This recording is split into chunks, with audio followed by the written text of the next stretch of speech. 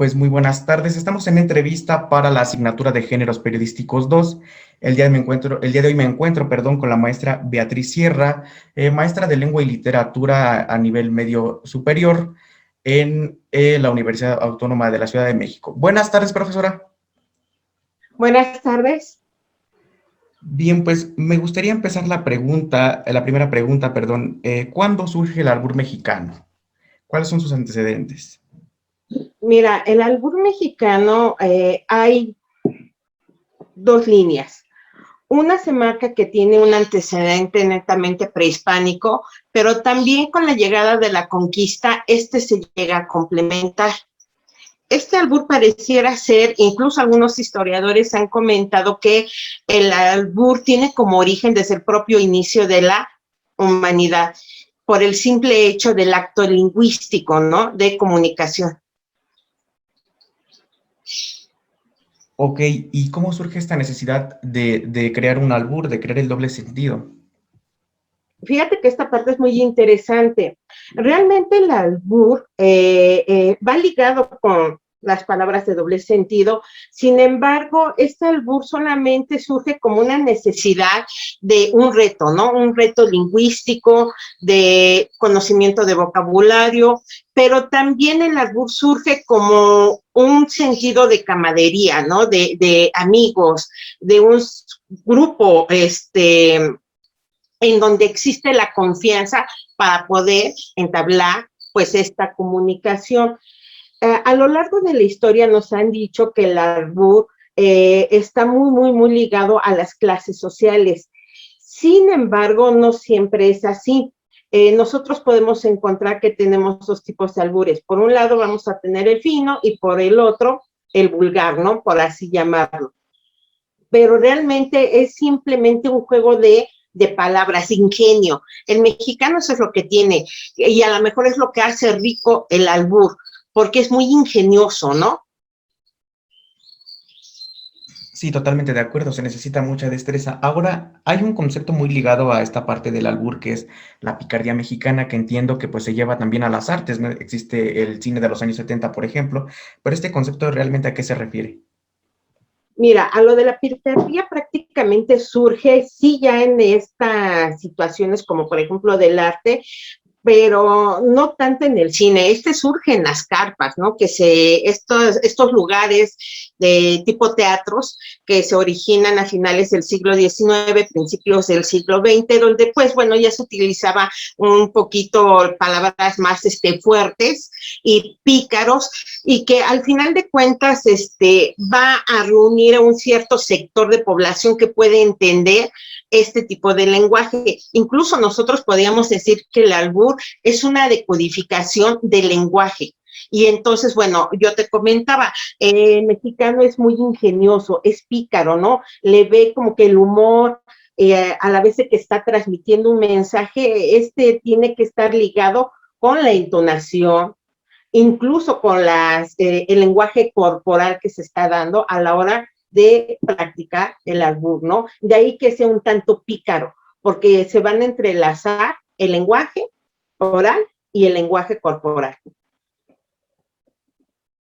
Ok, pues bueno, la siguiente pregunta, de hecho, era ¿por qué el albur tiene relevancia entre los barrios populares de México? Pero pues con eso que usted explicaba un poco del albur fino y el albur un poco más vulgar, nos podría como que explicar la diferencia y también por qué se hizo tan popular en los barrios como Tepito, por ejemplo. Mira, creo que pues al final de cuentas está también ligado a la sociedad. Debemos nosotros de recordar que nuestra sociedad a veces juega una doble moral, ¿no? Es decir, hay ciertos sectores sociales en lo que se puede decir y lo que no se puede decir, ¿no? ¿Qué palabras utilizar y qué palabras no utilizar?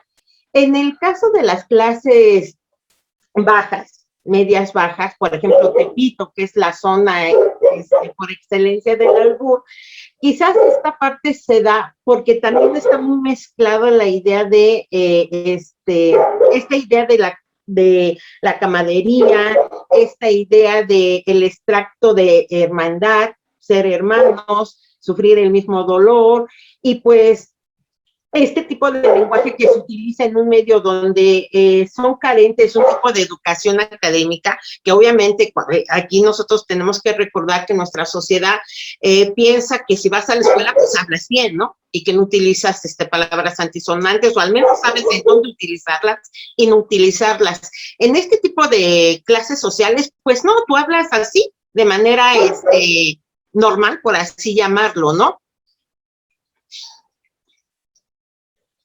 Ok, y por ejemplo, ¿usted considera que, por ejemplo, futuros lingüistas, ¿no? De las diferentes universidades y las nuevas generaciones de jóvenes deberían conocer el albur?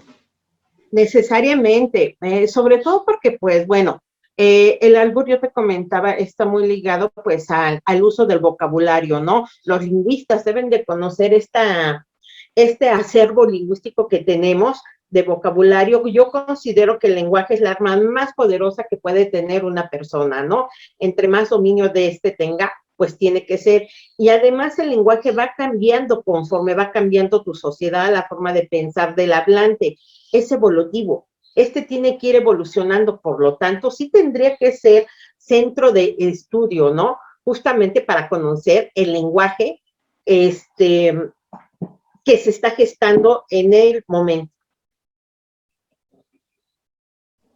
Ahora, la siguiente pregunta es, ¿el albur solo pasa en México o casi todas otras lenguas tienen esta parte del doble sentido, el sentido figurado y literal, etcétera? Eh, Mira, hay estudios que se han hecho en el que se dice que en Europa se practicaba en las cuestiones de los carnavales y demás, ya estaba el albur. Aquí en América Latina ponen como país quizás representativo a Perú, ¿no? Pero sí, el lenguaje es prácticamente se da y se tendría que dar en todos los países. Obviamente, este albur va a depender mucho del contexto político, social y cultural que tenga el hablante. Si yo, nosotros, un mexicano, alburea, no sé, a un italiano, un ejemplo, y que no conoce mucho su cultura, o no conoce la cultura de nosotros, pues el lenguaje, el albur pierde ese sentido, ¿no? Entonces, sí, se da en todos lados. Sin embargo, en México utiliza esta palabra que tú habías mencionado, ¿no? La picardía.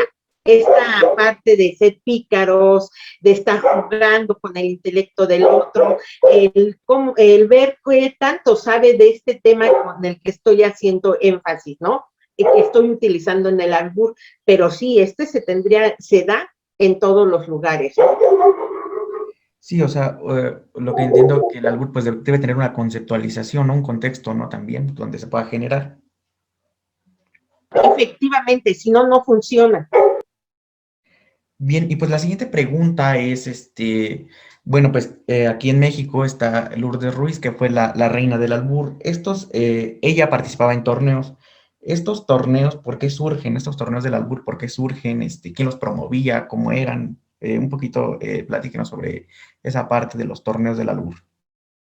Mira, yo creo que esta parte de los torneos que se da en relación al albur surgen como una necesidad de una reivindicación del lenguaje del pueblo, ¿no? Como tal, esta Lourdes, creo que ya murió hace como 2 años, si no mal recuerdo, y pues es considerada la reina del albur, ¿no? Y ella comentaba que estos torneos surgían con la intención de mostrar que este juego de comunicación, de intelecto, tendría que darse en todas las personas, pero que señalaba una persona culta. O sea, tú no puedes tener un buen albur si no has leído mucho, si no comprendes aquello que ves, que puedes escuchar.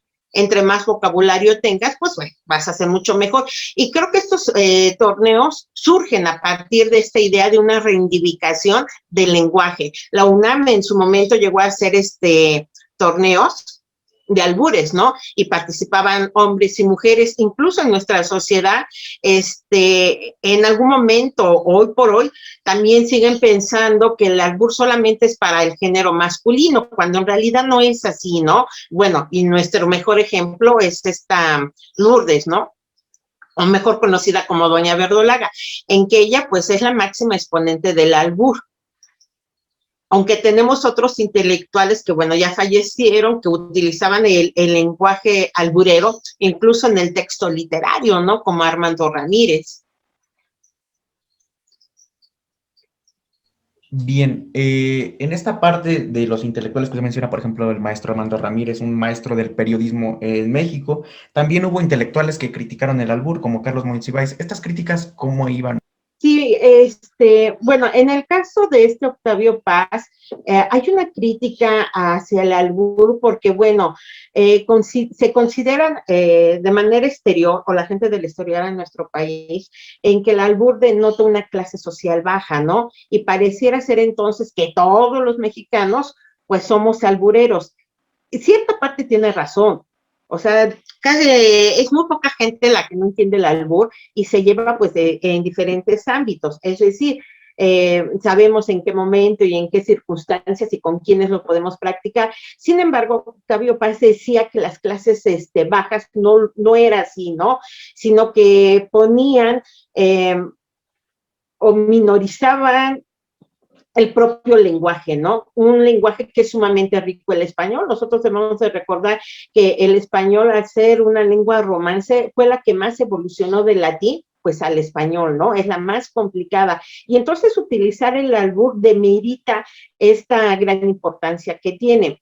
En Carlos Monsiváis, él comentaba en algún momento que el albur dejaba de ser este juego intelectual porque se hacían connotaciones sexuales, ¿no? Y entonces llegaban a caer en lo grotesco. Y prácticamente mucha gente piensa que el albur, pues, es hablar o utilizar palabras que están relacionadas con la sexualidad, ¿no? Con el sexo. De ahí que ellos lo vean, pues, como algo no tan agradable. Y, por ejemplo, desde su percepción, ¿cuál es la buena construcción de un albur o qué se tiene que llevar a cabo para llevar una buena construcción de un buen albur?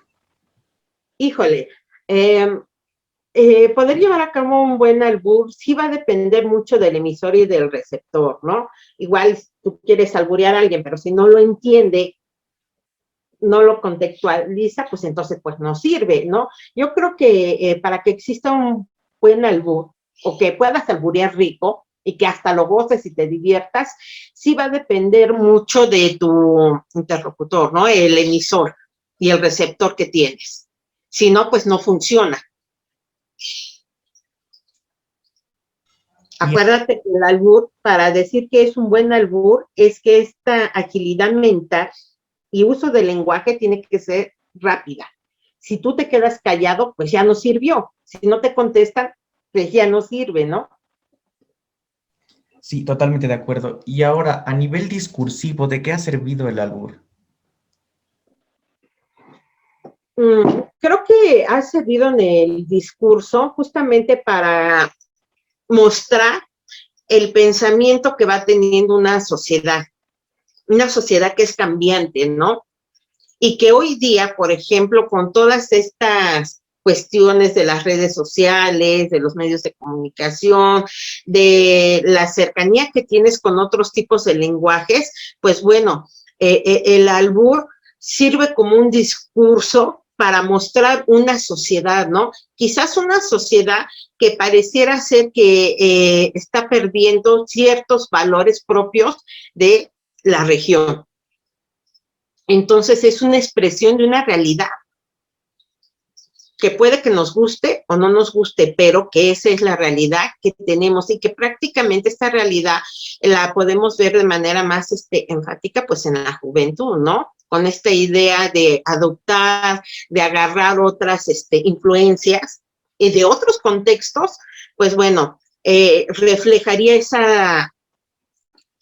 el reflejo de una sociedad.